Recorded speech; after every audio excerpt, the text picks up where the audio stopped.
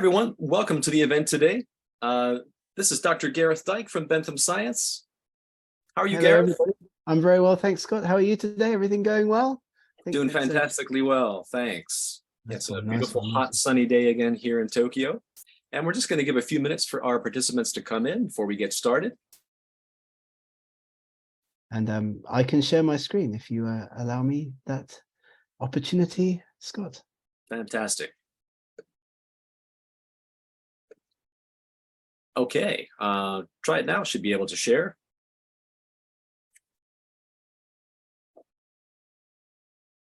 Fantastic. We are good to go, I think. I'll just allow a few more minutes for our colleagues and friends from all over the world to join us in this Bentham Science event.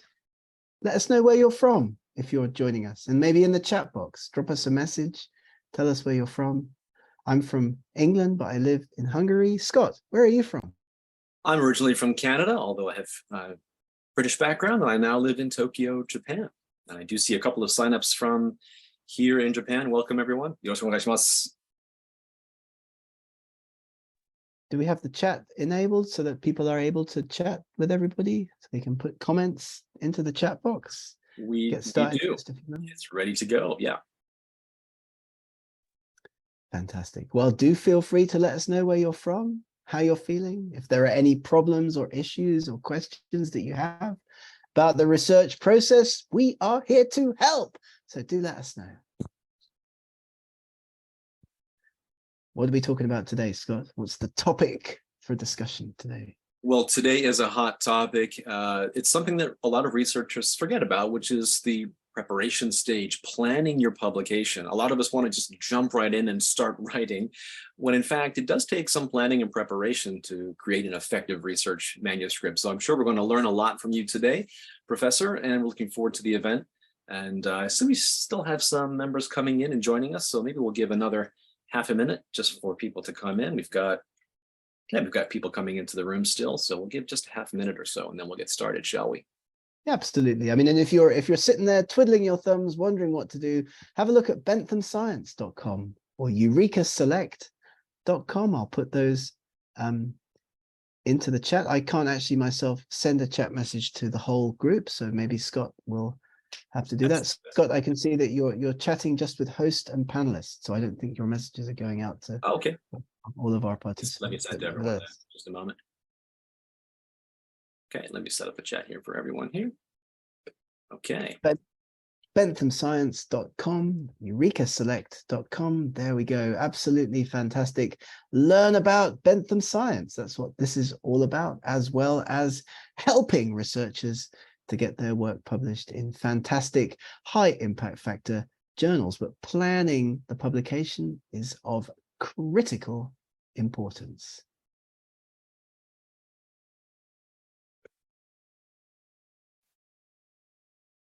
Shall we get started? What do you think? It's a few minutes past. Sounds great. I think we're ready to go. Professor Dyke, over to you. Thank you. All right, brilliant. Thank you very much, everybody, for joining us. I can see that we have participants from all over the world in our webinar today, so don't be shy. Do give us a little bit of information about yourself. Do let us know where you're from. Put some information there in the chat box. We'll be sharing quite a lot of information in our webinar today, planning your publication pathway to success. Everybody gets a certificate. Everybody gets a recording of this event, and everybody also gets the follow-up information that we're going to be sharing a little bit later on. What will we be talking about in our event today? It's a good question. Thank you very much for asking it. In our event today, everybody, we will be talking about journal selection, maximizing your impact, and finally, a little bit about your title and abstract, some of the key areas aiming for impactful publishing. So journal selection, maximizing your impact, and thinking about an impactful title and abstract for your next article, which of course you will be publishing in a Bentham Science journal. Now, what's the point of all of this? It is to help you be as effective as possible as an academic. Putting Bentham Science to a side for one moment, our goal is to help researchers with their writing and publishing. We know that English is often a blocker to publication success. We know that understanding the publication process is often an issue for our colleagues around the world. So in this presentation, Planning for Success, we will talk about journal selection, maximizing impact, and titles and abstracts for impactful publication. Thank you once again, everybody, for joining us. Do not be shy. Do put your comments, questions in the chat box, and we will move on. There will be lots of time for questions at the end of our event today. You're also probably thinking, who are Bentham Science publishers? Well, Bentham is a leading scientific, technical, and medical research publisher with more than 160 online and print journals. I know, 160. That's 126 hybrids, so journals that publish without a fee, journals that publish without a fee, but that can be converted to open access, as well as 40 open access journals and more than 1,300 online and print books. So do have a look at the options that we have available. And I can see that our colleague Detimbir David is pointing out that the chat box is not enabled for everybody. So maybe, Scott, you can have a look at that. Take care of that. Apologies, everyone. We'll get that going for you. Thanks. Fantastic. So do tell us where you're from. Do tell us if you have issues. Do tell us if you're looking for a journal for your next research publication. We will be talking about that in a little bit. And have a look at Bentham Science. benthamscience.com, eurekaselect.com are already in the chat box for you. And if you're sitting there thinking, hey, I'm a librarian, don't worry, we've got information for librarians as well. Scan this QR code and you can get access free to all of Bentham's content for 3 months.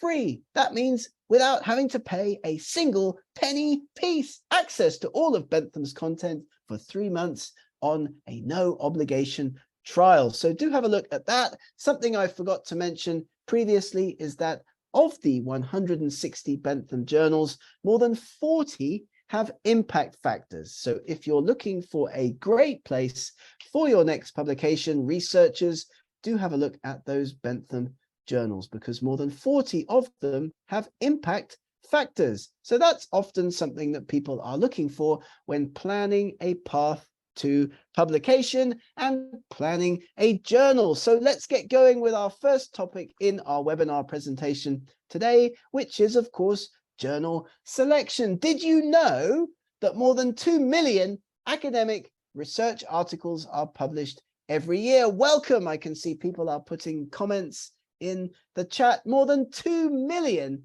research articles are published every year and 30,000 published every week or so in just the medical sciences. And I can see comments coming in also in the Q&A box. We'll get to those at the end of our event, provide you with research collaboration and opportunities, especially if you are a PhD student. Absolutely fantastic. Thank you so much for that. When researchers think about journal selection, and by the way, we put this at the beginning of the research process because journal selection should be what you do first. It should be what you do at the beginning of your journey of a research paper. It should be the first thing that you think about. Before you start to write, think about your journal, your target journal, because that makes the writing and publishing process much, much, much, much, much more effective. The majority of successful writing and publishing academics, they think about a target journal before they begin to write. And that's because every journal is different. The kind of paper that you might be putting together from your next piece of research is very journal dependent. So talk to others, talk to colleagues, talk to us. We can help. Scott and I are here to help you with your research questions, with your research aims. Just get in touch with us. We'll help you with all of this. sorting out a target journal, very, very important. And often researchers, of course, they write up a paper and then they think, where am I going to submit this paper? And that's the wrong way round. If you have a target journal in mind before you begin the writing process, many of your questions about that writing process are answered. The structure, what goes into the different sections, for example, have a target journal in mind before you begin to write. And we're going to give you access to our fantastic bank of email templates at the end of this event so that you can use them to get effectively communicating with editors, making pre-submission inquiries, writing to editors and saying, hey, editor, I've got a piece of research that's ready for writing up. Would it be something that you would be interested in seeing submitted to your journal? And that's a very important early step that many researchers just don't take advantage of. Writing emails, making pre-submission inquiries, getting a journal lined up for your research before you begin the writing process. Effective journal selection happens early in the process. It's a marriage between research and publication. Authors think about impact factor. Of course they do. They think about reputation. Of course they do. They think about the reach of a particular journal within their field. And they think also about open access. If you have questions about any of these issues, again, we are here to help. You should be picking a peer-reviewed journal.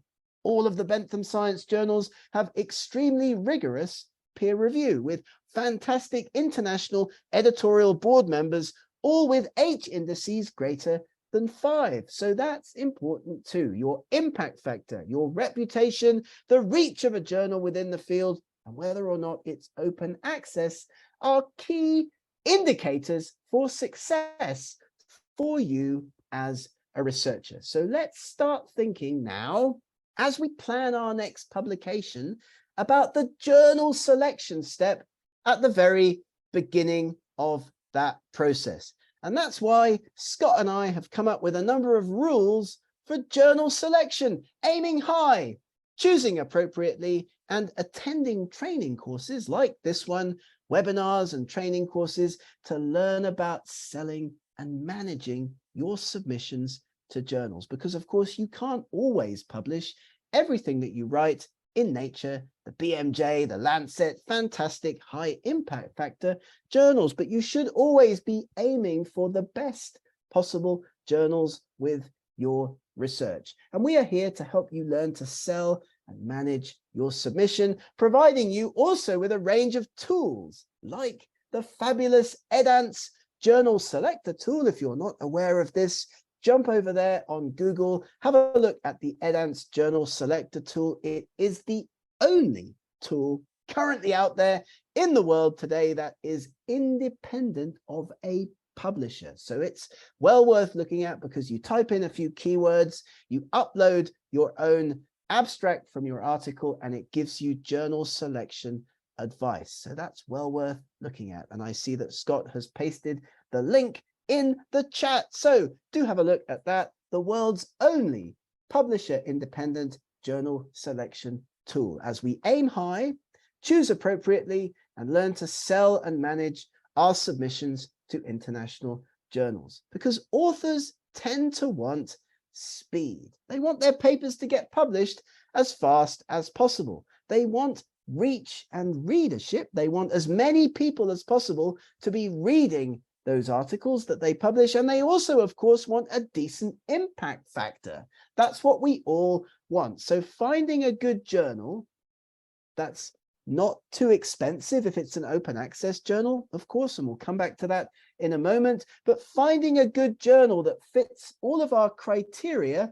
as researchers, that's also on our national approved list, potentially, of journals where we can publish our work is absolutely critical. Speed, a decent impact factor, and high reach and readership, and very, very key to do this at the beginning of the process, your journal plan, your publication plan begins, of course, after you've collected data, after you've analyzed your data, you start to think about your journal for publication. And don't forget as well about open access journals. Lots of authors have questions about open access journals. Probably the most common question that we get from researchers is asking us to explain the difference between an open access journal and a traditional journal. BenthamOpen.com gives you the list of Bentham Science open access journals, so do have a look at that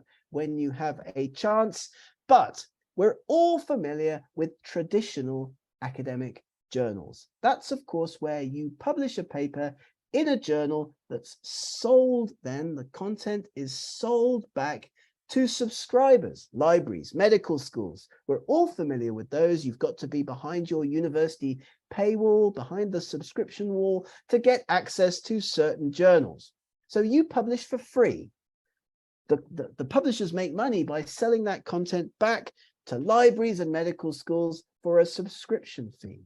That's a traditional journal. And in more recent times, we've had the option as researchers to convert those kinds of journals to open access by depositing a very late stage draft of the work that we've done on our own website, on a subject repository like PubMed Central, on a preprint server like Archive or Research Square, or on a site like ResearchGate. So you are converting your traditional article to green open access by making a final stage, not the published version, but a final stage version of your work available on a repository, on an archive, on an open access website where anybody can get in and get access to the content. That's green open access. Fully gold open access journals, Biomed Central, PLOS, the Public Library of Science, Frontiers journals, MDPI journals, scientific reports, Nature Communications, the journals on BenthamOpen.com, for example, are fully open access. Anyone can access the final published version of the paper that's been peer reviewed on the website. But the big downside, the big issue for authors around the world with open access is, of course, that there is a charge, an article processing charge for that publication. So that's the difference between traditional and fully open access journals. And one of the gifts that we've got for you if you're attending this webinar and you get in touch with us at the end is a discount on your APCs, on your article processing charges, if you decide to submit a paper to a Bentham journal over the next month. Do get in touch with Scott or I if you'd like to make a submission to one of the many, many, many Bentham journals, and we'll give you a discount on those publication fees. Just get in touch. We'll give you our emails a little bit later in this event, but understanding open access is critically important to successful research as you select a journal. And we also recommend, as I've already mentioned, in the journal selection process, making pre-submission inquiries. You can speed up the process by sending pre-submission inquiries. We recommend that you write to editors with the template that we'll give you at the end. We'll write to editors, write to as many as you like, selecting a target journal effectively. If you've got content, if you've got a topic, if you've got a title or an abstract, reach out to editors and give them that information. Make a pre-submission inquiry. Very, very, very effective strategy. Dear editor, I would like to ask you if you'd be willing to consider a paper on this particular topic for consideration in your journal. And they may say no, they may say great, get in touch, or they may say we have another journal in our family that would be suitable. But by doing pre-submission inquiries, you speed up the process considerably and you're able to get your work successfully submitted at a journal of your choice more and more effectively. So let's have a think about doing that. Journal selection, very, very important, should happen at the start of the process using our rules for journal selection and thinking about those characteristics that you want as a researcher for your next publication. That's also very, very critically important. We are now going to move on and talk about maximizing impact with our research. We've talked about journal selection. Let's talk now about maximizing our impact as we write and publish work and we go for publication with our articles. So 3 things to think about before you start to write your next paper: your message, your audience, and your structure. You are going to think about these, I hope, before you begin to write, because they are very, very, very important. What's your message of your paper? Who are your audience? Which target journal are you going to choose? And what will the writing structure be? Do think about these 3 issues before you begin the writing process, and build, as you do, your mentorship group. This means the group of people that you know in your research area who could be potential peer reviewers for your next article. We're going to talk in a moment about how you can make international colleagues more aware of you and aware of your work. But I would also say, as a strategy for getting your work out there and getting your work known about, preprint servers are well worth using. But if you forget everything else from this presentation today, do try to remember a message, your audience and structure before you begin to write your next article. And writing and submitting your work is all information that we can provide in training courses. If you'd like us to come along to your university, remotely of course, and give further training courses, that's something else that we'd love to discuss with you at the end of this event. But let's have a think, as we maximize our impact as researchers, how we are going to do that. And many researchers, they think only about scholarly impact. They think only about academic impact. They don't think in a more broad, more rewarding academic publishing experiential way about the economic and societal benefits of their work. And you should be, as a researcher working these days, thinking about how your work makes a difference to the lives of ordinary people, as well as just its academic impact, as well as just the impact factor of the journals that you're choosing for your publication. That's also critically important. But we do think about R indices and H indices. Our institutions do count citations. They do look at circulation, but your research circulation does not necessarily translate to impact. Let's think about this for a moment in this presentation. Is your work being published in a leading international journal actually being read by others? Is it actually translating to impact? How many people are actually going to use your paper as well as just cite your next article? And it's very, very, very field dependent, as you can see here on this table. If you're working in the health sciences, sciences in general, engineering and architecture, then you do have lots more options for publishing your papers in Scopus listed journals. So Bentham Science up there at the top, science and health sciences in particular, all of the journals are in Scopus. So you've got lots of choices when picking a journal to maximize your impact. But as our dear colleagues in the arts and humanities will tell us, potentially far fewer options for academic articles, journals that we can choose to publish our work in with impact factors in these other areas. So keeping that in mind, it's also important to look at citation analysis. And we've all done this. We've all investigated this. We're all aware potentially of our H indices, our R indices. What are citation metrics for the journals that we choose to use, and so on. This is a way of measuring the impact of an author, an article, or a publication by simply counting the number of times that that author, that article or publication has been cited by other works. And we all do this all of the time, but let me remind you that it's just part of the story when you think about your impact. What about your socioeconomic impact? What about the difference that your work is making to the lives of other people? But be on ORCID, have a Google Scholar profile, investigate Scopus, look at the Web of Science, see how other researchers are finding you, how other researchers are looking at your work, how other researchers are jumping in and finding you as an academic. You should have an ORCID ID. You need one for submitting articles to most academic journals. You should have a Google Scholar profile or a website so that others can discover you and learn about your research. So these are important tools for spreading out your message because, of course, academic impact is increasing in its importance. We are still all measured on this basis, even though I do want to encourage everybody listening to this that we are much more than that as researchers. When you build a project, think about the design. How are you representing your results?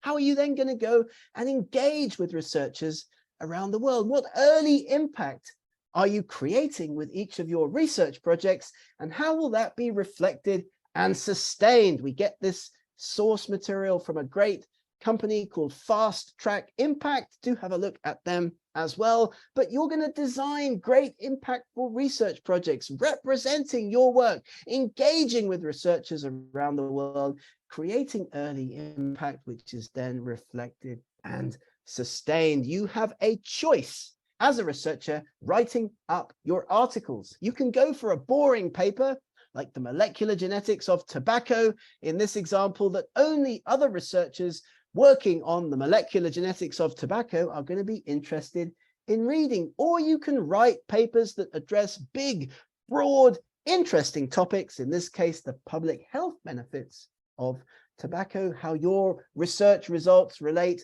to a big, broad question that lots of other people are going to be interested in reading. And by the way, when selecting a journal, the first stage of our training presentation, the first stage of the research journey, you need a clear message. And this is where the message comes from. This is where the message is important. If you have a message for your next paper that lots of people find interesting, so not just a study on the molecular genetics of tobacco, but a study that relates my results from the molecular genetics of tobacco to the wider public health issues that smoking creates, I'm going to get that paper published in a much broader, much more impactful journal with a higher impact factor. So think about your pathways to impact as you plan your research articles. We have a number of impact checklists. Here's one that comes from Kudos.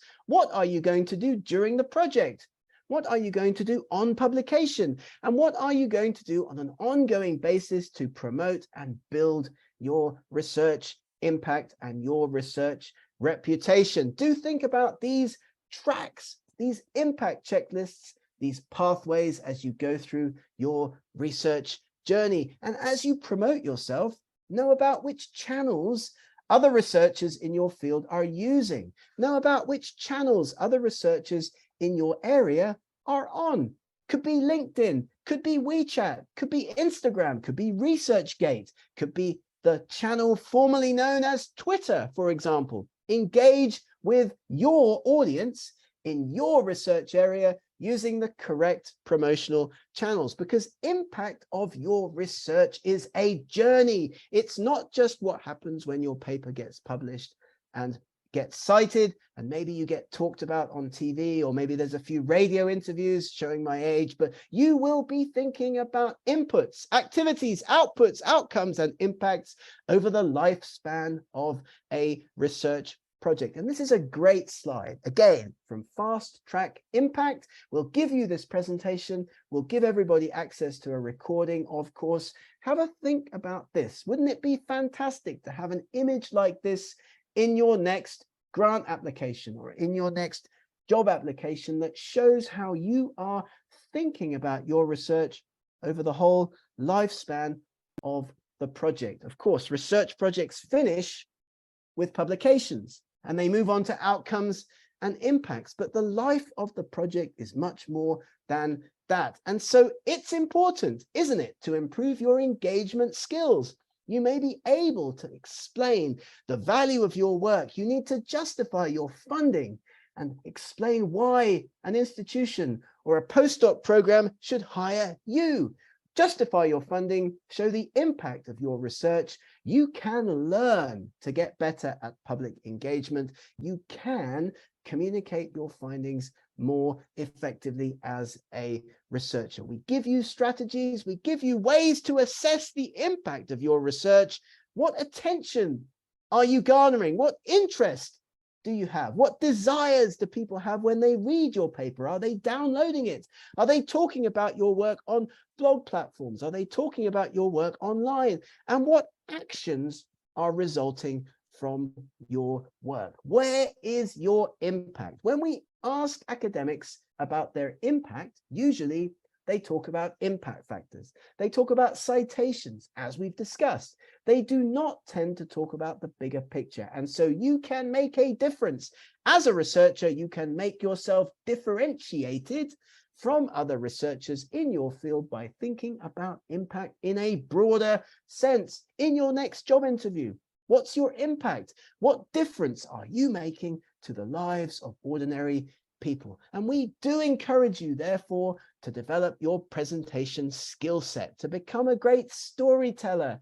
Going back to my example about tobacco and molecular genetics, how great would it be if you had some stories from the research, from the way that the data were collected, from the individuals that you interacted with, that you could talk about in conferences, that you could talk about in your articles. Your storytelling presentation skill set is absolutely critical as well. And don't forget that most research is actually incremental. This is one of my favorite tips for research publishing and writing. Most research builds on things that people already know or that they think they already know. Neil Gaiman said this in a book that he wrote with Terry Pratchett, one of my favorite fantasy fiction authors. People like to be told what they already know. What people think they want is news, but what they really crave is information about things they already know to be true. So keep this in mind when writing your papers and dealing with peer review. You are going to be telling people things that they already think are correct. You want people to read your work and think, I agree. Absolutely, that's what I think is the right answer. Building on things that people already know as you manage and build out your research incrementally. So we've talked about journal selection, the first stage of your publication planning journey. Don't start writing until you have a target journal in mind. And I wonder if you can cast your mind back and think about those 3 things that you need to know before you start to write. Number 1, your message. We've talked about how to develop that in the context of storytelling and research ideas and putting your work out there into journals that will be read by the maximum number of people. Message, audience, and structure. Of course, audience is your target journal. Structure for your writing comes from that target journal. So the 3 things to know before you begin to write: message, audience, and structure. Let's now talk about writing an impactful title and abstract. Of course, as you start to build out your research paper, these are often things to think about at the outset or polish over the lifespan of the writing of your project, things that you may want to have at least in draft, ready to send out to your editors when making pre-submission inquiries. So let's talk a little bit about title and abstract writing. Of course, we have vast amounts of content, Scott and I, on the writing and publishing process. So if you're enjoying this presentation, you'd like to learn more, you'd like us to come online and share more information with your students or your colleagues or your research group or your university, just get in touch with us at the end of our presentation today. In terms of article structure, then, this is an overview of the structure of a full research article. And you'll notice that there are 2 distinct sections: the title and the abstract, and the main text. And that's because the title and the abstract and the keywords perform a very different function in academic publishing to the main body text of the paper. People find your work, they search for your work, they discover your work based on the title, the abstract and the keywords. So these take a lot of work to get right, and they need to be easy for indexing and searching. Don't forget, of course, most people don't read more than just the title and abstract of your paper, and that could include peer reviewers and it could include editors. So let's think about what makes a great title. It should be short. It's got to contain the fewest possible words that adequately describe the contents of your paper. Keep it short. The main issue, the subject, accurate, unambiguous, specific, and complete. No infrequently used abbreviations. I see papers all the time that are just difficult to understand because they've got horrible abbreviations and acronyms in the title. You're immediately narrowing down your target audience to people who are only interested in the molecular genetics of tobacco. What journal can you publish that in? Well, it's going to be a very field-specific journal. We're aiming for high impact factor. We're aiming for maximum readership. We're aiming for Nature. We're aiming for Science, attracting readers' attention, getting people interested in reading your paper, keeping it short, concise, informative, the most important words related to the topic, enticing readers, but without giving away the punchline. You don't want a declarative title. My new drug is the cure for cancer, because then nobody's going to read the rest of the article. If you just tell them the answer in the title, a declarative title, that's not going to attract readers to come and look at the whole of your article. So perhaps something non-declarative, a new drug provides a solution to X, Y, and Z. So people think, oh, that's really interesting. I'm going to have to read more. But don't be over sensationalized. Think about being attractive, enticing, alluring, getting people interested in potentially reading your article. And we just give you a few examples from some of the Bentham journals, the top impact factor Bentham journals: Current Neuropharmacology, impact factor 5.2, Medicinal Chemistry, impact factor 4.7. Great places if you are listening to this and these are your subject areas. Why not have a look at these journals for your next paper? And as I mentioned before, if you get in touch with Scott or I over the next few hours, we'll give you a super smashing discount for your publication in some Bentham journals if you can get your paper submitted over the next month. Fantastic. So we've talked about titles. What about your abstract? Very, very, very, very important. The quality of an abstract will inform an editor's decision. What will happen to your next submission going to an international journal depends upon your abstract. Why is that? Well, ask yourself the last time you read all the way through an abstract. You don't read all the way through papers. You often just read the abstract. So it's got to be honest and precise. Standalone for search engines. It's sometimes all people read. No technical jargon, short and specific, and citing no references. A great abstract is absolutely essential to ensuring that your paper has the maximum chance of acceptance in your target journal. And many authors write their abstract in a rush, almost as an afterthought. That's a mistake. It should be a concise, standalone piece of writing with a very clear message. It's got to accurately reflect the full text of the paper. Always imagine that you're writing an abstract for a conference, and that's all that people are going to read.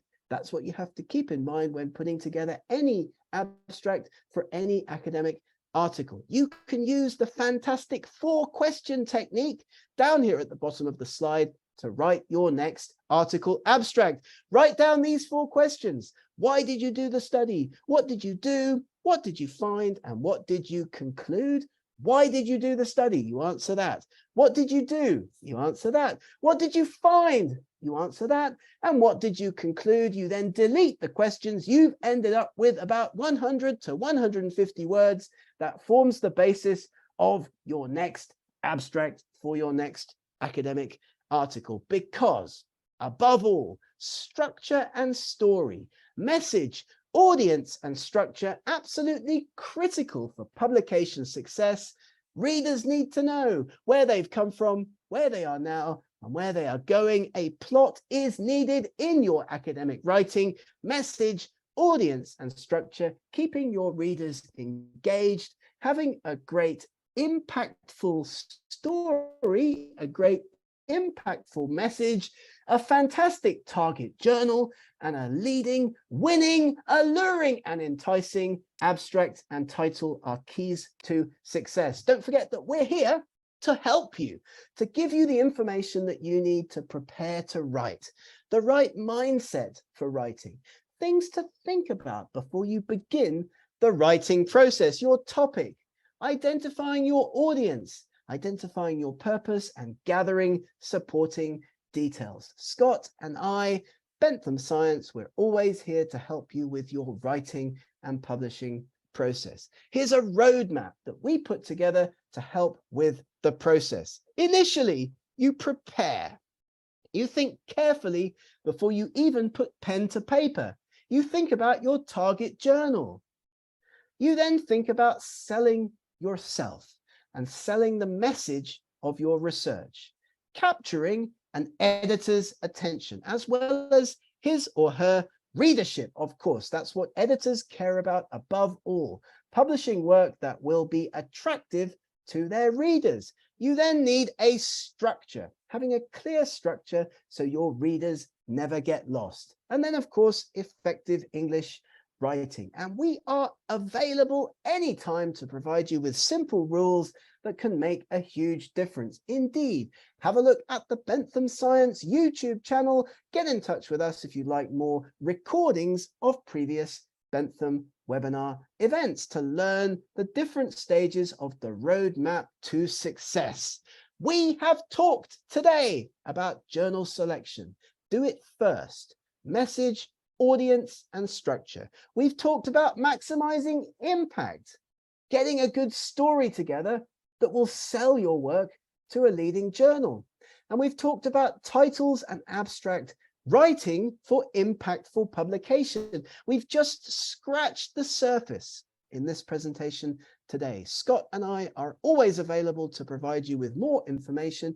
Indeed, if you would like us, as I've said, to show up online at your research group, at your university, at your college, your medical school, your library, we would love to do that and provide you with additional training and support to enhance your academic publishing success. Because the point of all of this is to help colleagues to be more effective as academics. Of course, we've got lots and lots and lots and lots of opportunities for engagement at Bentham Science. You can find us on all of the usual places, including the platform formerly known as Twitter. Do get in touch. Do follow us on LinkedIn.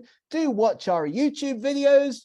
Do write us messages on the platform formerly known as Twitter. Do have a look at our WordPress sites where we put regularly new content to help researchers. And if you are a Facebooker, give us a few likes on Facebook as well. Thank you very much for listening. Just before we go into our Q&A session, don't forget, librarians, if you're out there, librarians, you can scan the QR code shown here on the screen to get your institution or your library, your medical school, your college, access to Bentham content with no obligation for 3 months. That's more than 120 journals, 40 of which have impact factors, loads and loads of great content, lots and lots of information, new articles, expanding for free your journal content collection. And with that, I will say thank you very much for listening. I hope everybody has an absolutely fantastic day, and let's turn the floor back over to Scott in case there are any questions from our audience today. Thank you once again, everybody, for the opportunity to do this. Let me just bring back up that slide so you can think about what we've been talking about today. Do we have any questions? Let's have a look in the Q&A. We do. Yeah, Professor Dyke, we had a couple of interesting questions, and thanks to everyone for answering the poll questions. It was very interesting to see how people answered, and great to see people using citation analysis tools.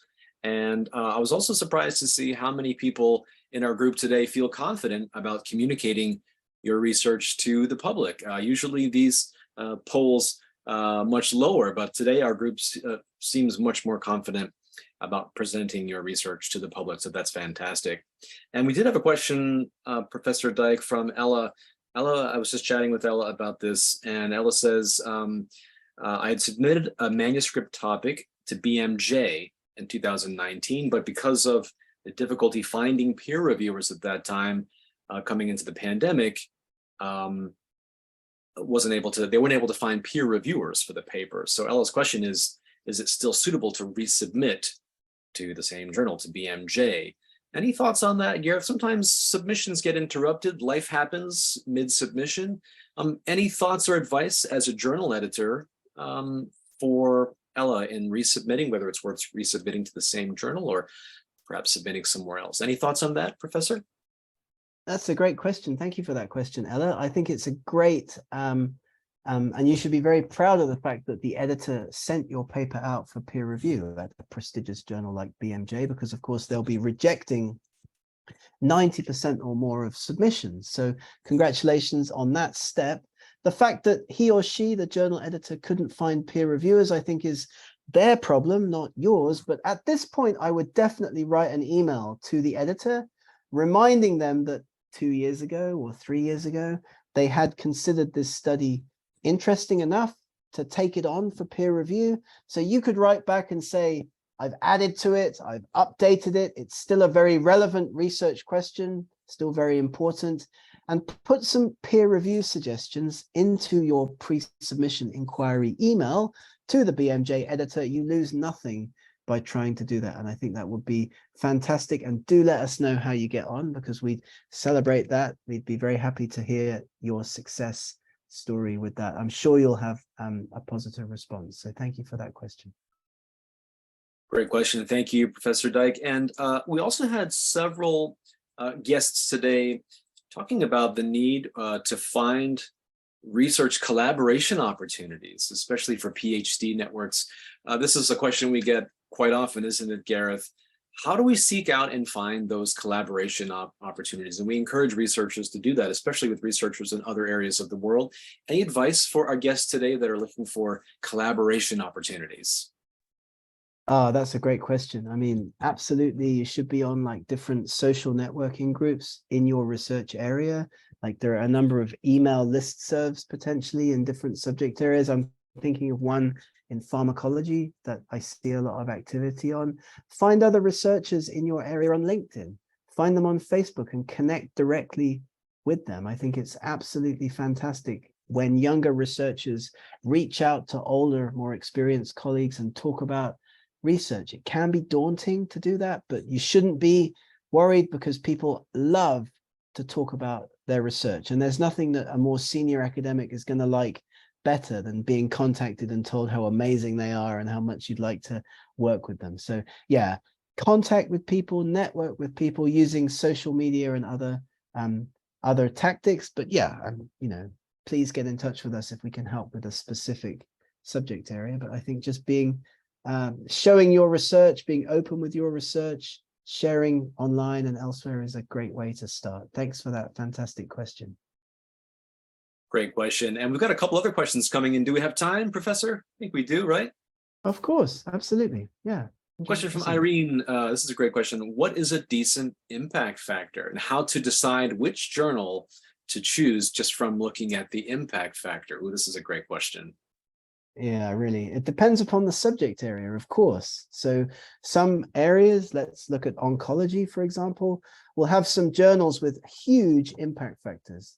And, you know, if you think about journals like Nature and Science, they're up there with an impact factor of about 40, something like that. But many of the medical journals have high impact factors because lots of people are interested in reading about that kind of research. And that's all an impact factor really is, Irene, a metric that shows you how many people are likely to read that particular journal or article or researcher, because of course, there's 3 different kinds of impact factors for researchers: H-index, for journals, journal impact factors, and article impact metrics as well. So to answer that question would be very field dependent, but there are going to be places where you can go to see rankings of journals in your field, have a look on Web of Science, have a look on Scopus. We can help you with access to those tools if you need to get in. But thank you so much for that question. Great question.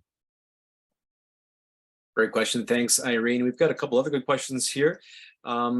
Here's a question about, oh, I think we've just lost it here. Let me take a look at the Q&A section here. Here's a question from Udit,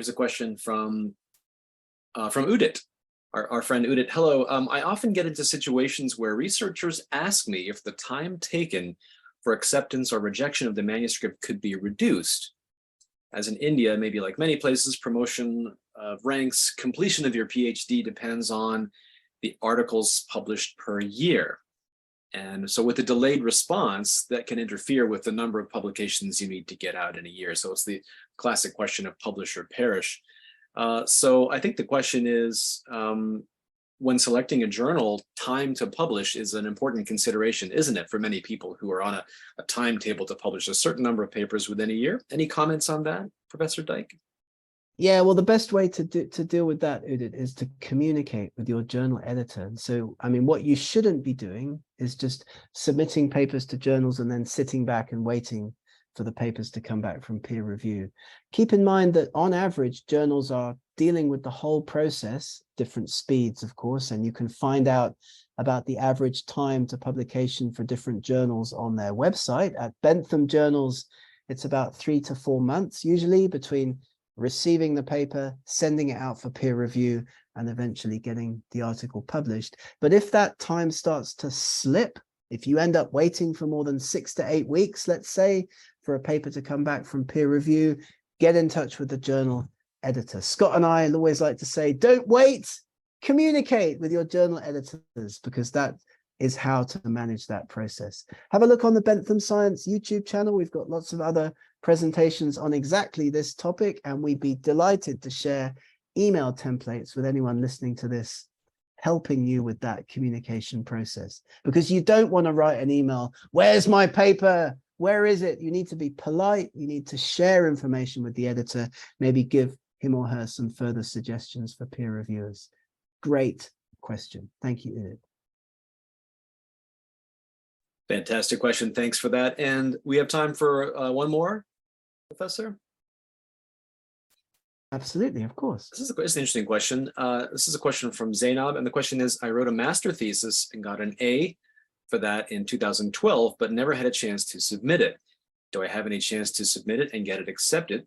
Interesting question. If you've got a master's thesis that you have never published and it dates back, well, I guess it's more than 10 years now, any chance of publishing a paper like that now? Well, there's two things you could think about here, Zainab. The first might be publishing it as an ebook, okay, which of course would not be peer reviewed, but is something that we could, for example, do for you. We publish at Bentham Science ebooks without charge to you, the author.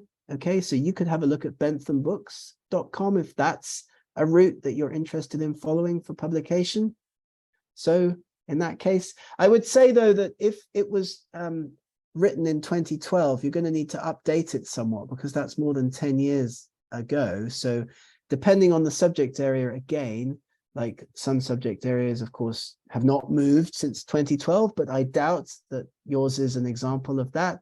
Update it, and then maybe also think about publishing it as a peer-reviewed article or a series of peer-reviewed articles. But in order to assess that, we'd need to see it, we'd need to talk to you about it, we'd need to have a look at it, because of course it might be a master's thesis that just deals with one question that would be translatable just into one peer-reviewed article, or it might have several potentially interesting sections. So yeah, great question.